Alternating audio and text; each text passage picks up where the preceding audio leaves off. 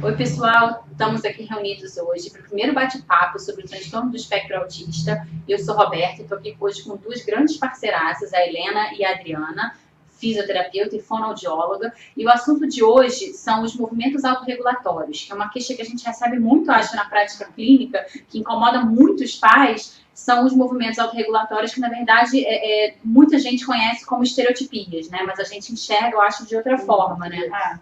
Então, assim, do ponto de vista sensório-motor, a gente pode ver o aparecimento desses movimentos autorregulatórios que podem ser movimentos de mãos, movimentos corporais, ou até alguns sons que as crianças falam, por conta de não conseguir fazer alguma coisa. Então, crianças que têm uma dispraxia, que é uma dificuldade do novo, né, de realizar sequências novas, elas acabam não conseguindo fazer o que elas querem fazer, e aí entram nesse processo de se regular, porque gera uma ansiedade muito grande você querer fazer alguma coisa e não conseguir. E aí, se a gente for pensar em relação a questões sensoriais, as crianças que são mais sensíveis aos estímulos sensoriais do mundo, que pra gente passam despercebidos em quantidades, os estímulos para elas é demais, elas acabam usando esses movimentos para poder liberar a quantidade de informação que tem no cérebro delas. E aí, assim, o que a gente pode pensar em relação a ajudá-las é não bloquear esses estímulos, é pensar, então, outras formas delas terem essas sensações que ajudam elas a se regular, ou então ajudar elas a tornar esses movimentos mais funcionais. Isso acho que é muito importante, né? Porque a gente vê que a primeira tendência das pessoas é acabar querendo conter esses movimentos, né? E na visão da fonoaudiologia, assim, a contribuição que a gente tenta ajudar, que a gente tenta colocar para as famílias em orientação e nos atendimentos, é que se a criança, quanto menos ela verbaliza, quanto menos ela expressa o que sente, maior quantidade desses movimentos podem acontecer, porque a ansiedade também vem da não fala, também vem da falta de expressão. Então, assim, quanto mais a gente ajudar essa criança a ter recurso comunicativo, mesmo que ainda não seja verbal, seja gestual, seja no olhar, seja no apontar, enfim, ainda pré-verbal, ela tem que ganhar esses recursos para ir diminuindo também, paralelo à acomodação sensorial, enfim, ao cuidado com o corpo, linguagem e corpos muito juntos para a gente resolver isso. Então acho assim, importante, né, os pais tentarem conter a sua ansiedade, né, de ver, porque claro que é uma coisa que incomoda, às vezes você está em público, a criança começa a fazer um flap, começa a fazer algum movimento desse tipo, isso incomoda muito visualmente, né, socialmente, infelizmente as pessoas ainda não estão acostumadas, né, a lidar com esse tipo de situação e acaba causando um constrangimento para os pais, né, então acho que um recado legal é dos pais tentarem enfim, lidar com isso, conter a ansiedade deles com relação a isso, mas que com uma intervenção adequada, né, com estimulação sensorial, baixar essa ansiedade da criança, isso naturalmente, pelo menos na minha prática clínica, né, eu acho que de vocês também, a gente vê que esses movimentos acabam acabando, né, eles acabam sumindo, né. Eu acho legal, eu acho muito legal uma coisa que você fala muito, que eu acho que seria interessante as pessoas saberem, da história da tosse, né, que esses movimentos regulatórios, eles são paralelos à história da tosse. Você lembra uma vez que a gente estava conversando sobre isso? E que se você está tratando especificamente sobre os movimentos, você está trabalhando na tosse, você não está trabalhando na causa da tosse. Exatamente. E a tosse, ela, na verdade, ela pode ter várias causas. Eu estou tossindo porque eu engasguei, estou tossindo porque eu estou resfriada, estou tossindo porque eu estou com tuberculose, né? E se eu só atacar a tosse, você não está indo na base, na raiz da coisa, né? Então, essa é a grande questão de você querer conter esses movimentos, porque na verdade a criança precisa daquilo, ela precisa extravasar, né? E você não está agindo diretamente na causa da coisa, né? Então é muito legal assim, a gente parar e observar, tentar entender por que daquilo, ela está se comunicando, né, com aquilo, né? Então a gente tem que tentar e acontece em muitos casos assim que a gente recebe de crianças que estão apresentando esses movimentos. E a preocupação da família são esses movimentos, mas a gente tem que ajudá-las a perceber que isso são as consequências, são a ponta final. A gente tem que atuar na causa, na base disso, para que isso suma e não ficar focado, né, nesses comportamentos que às vezes a gente só reforça colocando foco neles. A gente tem que atingir a causa. Eu não sei se vocês concordam comigo, então você até acaba aquele comportamento específico que seria um movimento regulatório, mas a criança acaba desenvolvendo um outro.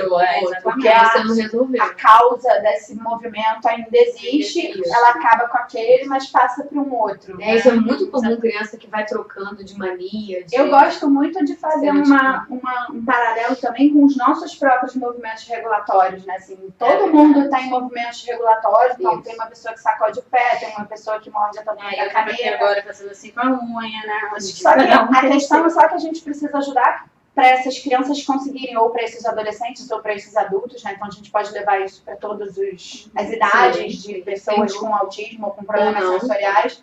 E ajudar é que esses movimentos, eles não tirem toda a atenção da criança, né? Que essa é a grande dificuldade. Uma vez que eu tô lá sacudindo meu pé para me organizar, eu acabo perdendo a atenção da demanda. Então acho que a gente precisa se preocupar muito mais em ajudar a criança a usar os movimentos, mas não perder a atenção. Isso, usar em favor, né? E o que vocês deixariam assim de dica para os pais assim no dia a dia, né? De como lidar com isso, como tentar amenizar essa ansiedade da criança, né?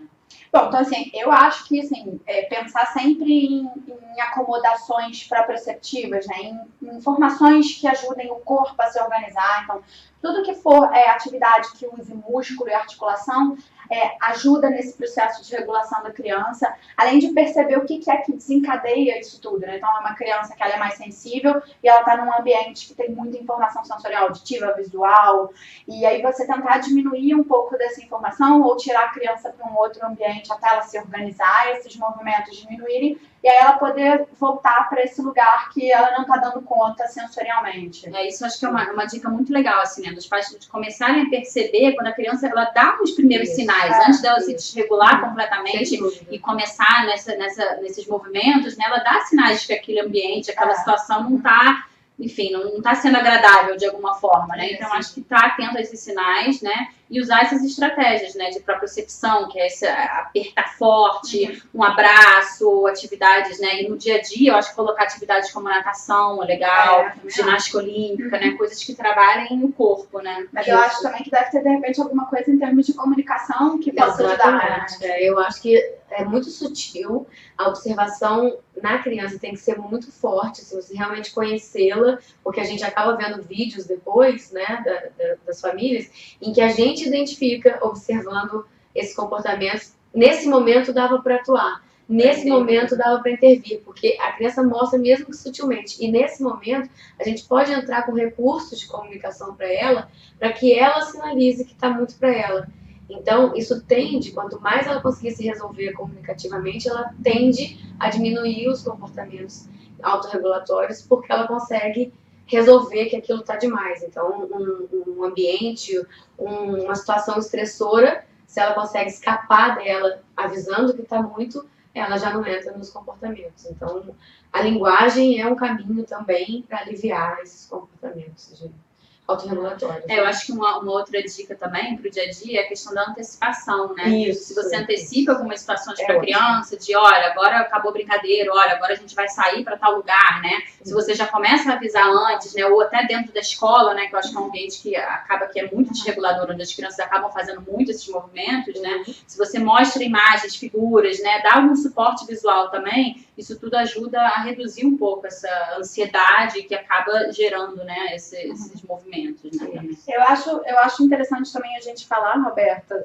sobre as questões dos movimentos que são estimulatórios também, que são muito semelhantes. Uma mesma criança pode usar o mesmo movimento para se regular e para se estimular. E assim, o que eu identifico nas crianças que eu atendo, que fazem para se estimular, são as crianças que têm muita dificuldade em explorar o ambiente. Então, a criança que tem uma dificuldade em ver que um escorrega é para você pegar, subir e descer no escorrega, que aquilo vai te dar uma sensação agradável e experiências motoras, elas, como elas não conseguem, de alguma forma, elas vão precisar ter informação sensorial, porque o nosso cérebro, além de comida, ele precisa de informação sensorial, estímulo.